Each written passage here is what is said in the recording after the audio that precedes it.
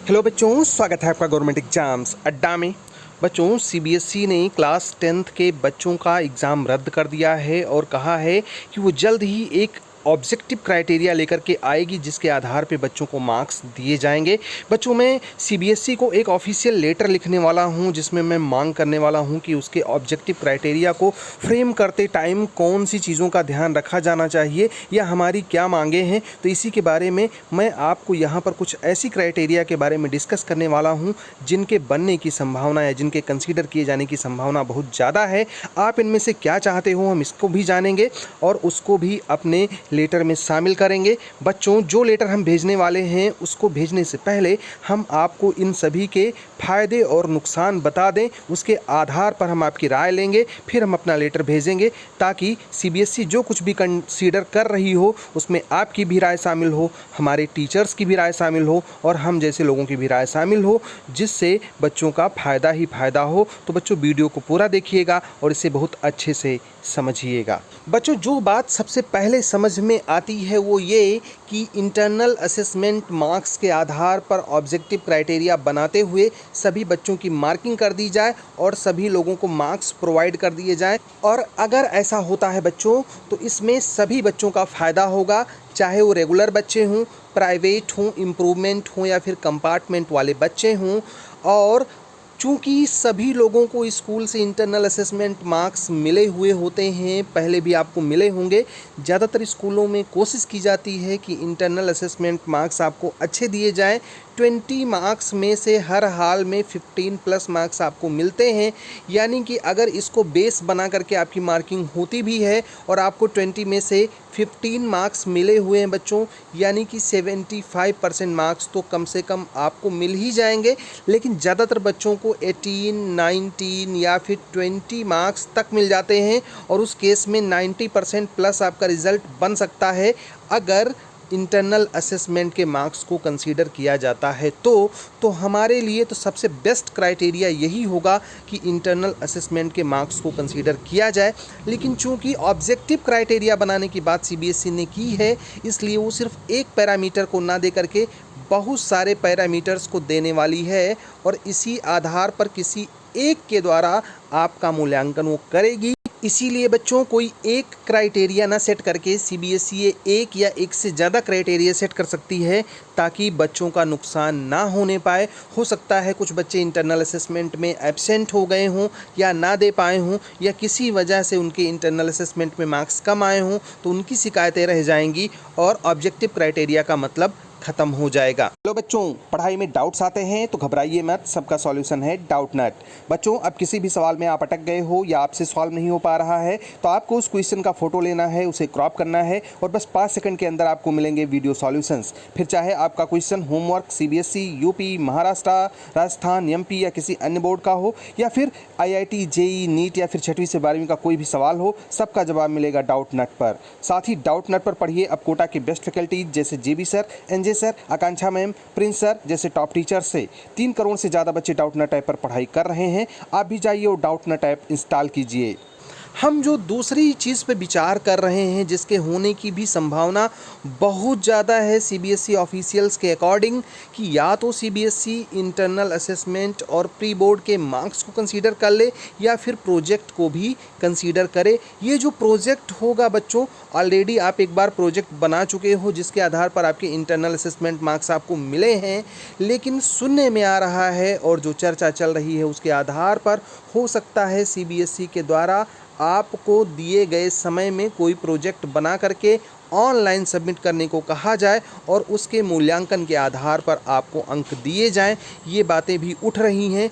हो सकता है कि वो आपको पहले बता दें कि इस दिन आप तैयार रहिएगा, इस सब्जेक्ट की पूरी तैयारी के साथ हम आपको कुछ टॉपिक्स देंगे और उन टॉपिक्स के आधार पर आपको एक प्रोजेक्ट बनाना होगा और उस प्रोजेक्ट की फ़ोटो या ऑडियो या वीडियो जो कुछ भी होगी या स्कैन जिस भी मॉडल पे वो बनवाएंगे उसको अपलोड करने के लिए कहा जा सकता है आपसे।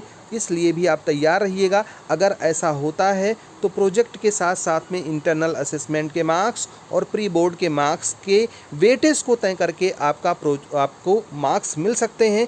तो ये भी कहीं ना कहीं एक फिजिबल तरीका होगा, लेकिन पहले तरीके से थोड़ा सा टफ होगा, आपको फिर से थोड़ा सा वर्क पड़ेगा। इसके बारे में भी सोच करके अपने कमेंट करिएगा। अब आइए हम बात करते हैं कि तीसरा जो सबसे आसान तरीका है वो क्या है। वो सबसे वैल्यूएबल और सबसे फिजिबल तरीका है बच्चों कि आपको इंटरनल असेसमेंट में मिले marks plus pre board exam में हुए जो आपका एग्ज़ाम हुआ है उसमें मिले मार्क्स के एवरेज को या इसके वेटेज को तय कर लिया जाए कि इसको 80% वेटेज देंगे, इसको 20% वेटेज देंगे और इस आधार पर आपकी मार्किंग कर दी जाएगी। या जो भी हो, रिवर्स भी हो सकता है, 20 और 80% का जो भी हो, जिस भी तरीके से वेटेज तय किया जाए, मतलब सिर्फ और सिर्फ 2 मार्क्स को कंसीडर किया जाए।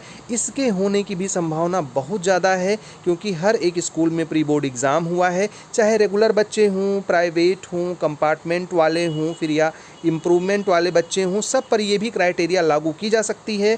इसलिए इसके भी होने की संभावना बहुत ज़्यादा है। लेकिन एक प्रॉब्लम है बच्चों कि जो प्री बोर्ड एग्ज़ाम होता है उसमें ज़्यादातर बच्चों के मार्क्स बहुत अच्छे नहीं आते। इवन जो स्कूल के टॉपर्स होते हैं वो भी बहुत अच्छा स्कोर नहीं कर पाते। ऐसा इसलिए भी है क्योंकि जब भी हम अपने स्कूलों में पेपर डिज़ाइन कर रहे होते हैं उस टाइम पर हम कोशिश करते हैं कि बच्चों को ऐसा क्वेश्चन पेपर दिया जाए जो थोड़ा इजी ना हो, थोड़ा मॉडरेट लेवल का हो, ताकि वो अपनी स्टडी को और अच्छे से करें, पढ़ाई और अच्छे से करें। ये ना सोच लें कि हम बहुत अच्छा कर रहे हैं और पढ़ाई करना बंद कर दें। रियलिटी यही है और इससे आपको भी दो चार होगा बच्चों। मैं बता दूं, ज़्यादातर स्कूलों में बच्चों को मार्क्स कम मिलते हैं प्री बोर्ड में। तो अगर ये फार्मूला लागू होता है तो हो सकता है आपका थोड़ा सा नुकसान हो जाए, लेकिन जो भी फिजिबल होगा सीबीएसई को वही करेगी। आप क्या सोचते हैं कमेंट बॉक्स में हमको ज़रूर बताइएगा। आइए लास्ट उस पर विचार कर लेते हैं। इसकी भी मांग उठी है, कुछ लोगों से बात हुई जो कि बहुत बड़ी पहुंच रखते हैं सीबीएसई के फील्ड में, आरओ रीजनल ऑफिसर्स में, जिनकी बहुत अच्छी खासी पकड़ है या जिनकी बातें सुनी जाती हैं। उनसे बात कही गई तो उन लोगों ने कहा कि हम लोग ये भी मांग रखेंगे कि 9th की मार्कशीट की फ़ोटोकॉपी और प्री बोर्ड एग्ज़ाम का जो रिपोर्ट कार्ड है उसकी फ़ोटोकॉपी के आधार पे बच्चों को मार्किंग कर दी जाए। चूँकि बच्चों सीबीएसई बहुत इजी रास्ता नहीं अपनाएगी जिसमें बहुत ज़्यादा मार्क्स सबको मिल जाए। फॉर एग्जांपल, मान लिया इंटरनल असेसमेंट में सबको 90% प्लस मार्क्स मिले हैं तो एक स्कूल के सारे बच्चों को 90% प्लस या 99% या 95% मार्क्स देना फिजिबल नहीं होगा। ना बच्चे पाते ही हैं कि सभी बच्चे ऐसा पा जाएँ। तो हो सकता है कि इस पर भी विचार कर ले। और चूंकि कई लोग ऐसा बोल रहे हैं इसलिए मैं बोल रहा हूं कि 9th की मार्कशीट प्लस प्री बोर्ड के एग्ज़ाम की मार्कशीट के आधार पर वेटेज तय करते हुए, या ये जो चारों हमने बताया है इसमें से ही कोई रैंडम आधार तय करते हुए या इन सब को मिक्स करते हुए कोई ना कोई क्राइटेरिया बना सकती है सीबीएसई। आपके हिसाब से क्या क्राइटेरिया होना चाहिए ताकि आपकी मार्किंग बहुत अच्छे से हो? बच्चों, आप क्या चाहते हो हमें कमेंट बॉक्स में ज़रूर बताना। और जो भी लेटर हम अपनी तरफ से भेजने वाले हैं सीबीएसई की रीजनल ऑफिस और हेड ऑफिस को, उसमें आपके भी विचारों को शामिल करने की कोशिश करेंगे ताकि आपका नुकसान किसी भी कंडीशन में ना हो। हमारे चैनल को सब्सक्राइब करके ये वीडियो शेयर कर दीजिएगा ताकि और सारे बच्चे भी कमेंट करके हमें सुझाव दे दें, ताकि हम आपकी बात को एक चैनल के माध्यम से ऑफिशियली हम सीबीएसई के रीजनल ऑफिस और हेड ऑफिस तक पहुंचा सकें। बाकी जिम्मेदारी आपकी है। हम तो हमेशा चाहते हैं कि आपके बहुत अच्छे अंक आएँ और बहुत अच्छे से आप पास हो जाओ। इस विपरीत परिस्थिति में आप स्वस्थ रहो, प्रसन्न रहो और हमेशा खुश रहो। यही आपके लिए दुआएं हैं, यही कामनाएं हैं। हमारी शुभकामनाएं आपके साथ में हैं। All the best. May God bless you. Thank you for watching this video.